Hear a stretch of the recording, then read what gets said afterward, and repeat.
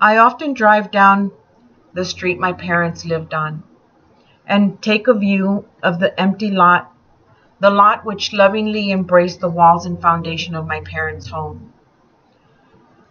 As I drive by and look at that, it reminds me how someone always needs someone to look up to. How we all have someone that makes us feel loved and cared for. Someone who makes us feel like unbreakable, unstoppable. There's nothing that can ever go wrong that can't be fixed. Everyone needs to feel security, love, and cared for. I had someone like that once.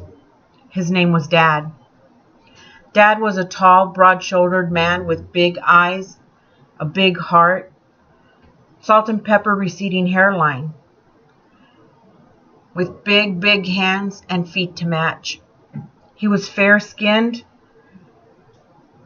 not very open-minded, but with a big heart. I often wonder what happened. I wound up with small eyes and the olive-toned skin. What happened? I feel cheated in that regard. Like I said, Dad wasn't an open-minded person, but he had a big heart. I didn't ever really feel that when I was a kid. No, sir, I didn't. But he was the greatest grandfather. Dad knew how to fix everything. He knew how to fix a car, a flat tire, a broken fence, or a broken heart with just a pat on the back. He was also an especially great candy maker, his boss said once.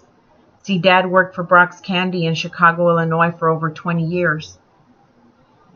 And his boss said he didn't know how they would ever get along without him if he ever left. Well, we wound up moving to Houston. That's where I was raised. And then Dad got sick and I came to follow him, and Mom came to follow to Harlingen, Texas, where they retired. And I raised my children there. I never really appreciated Dad as I grew up. No one really ever does until they're older. And then all of a sudden I turned 23. I was already grown and had children, and it hit me like a stack of bricks. I was having a hard time. I don't recall about what, but then I'm sure it was super drastic. So I went to my dad's house looking for my mother. And my dad said, "She's not here, but have a seat. She'll be back in a little bit."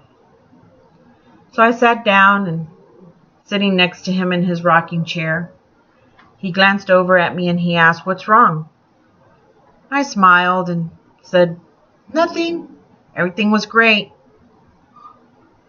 He rocked back and forth a few times, and then he turned and looked at me. He said, "You know, I'm your dad, or so your mother says so. But as long as I'm here,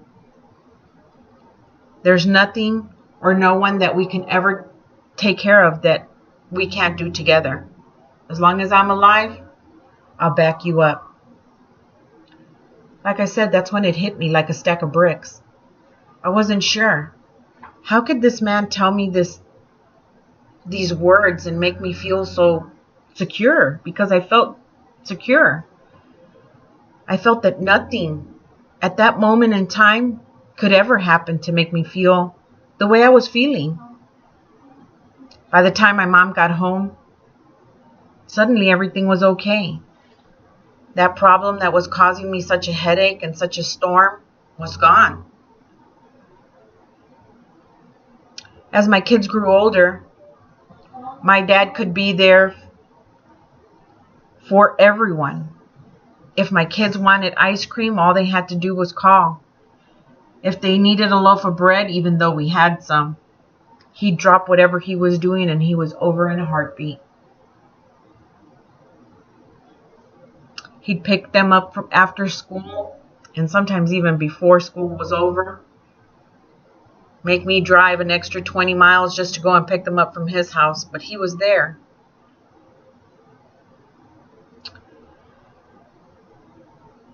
Dad's been gone almost 11 years now. And I remember sitting that last night in his hospital room.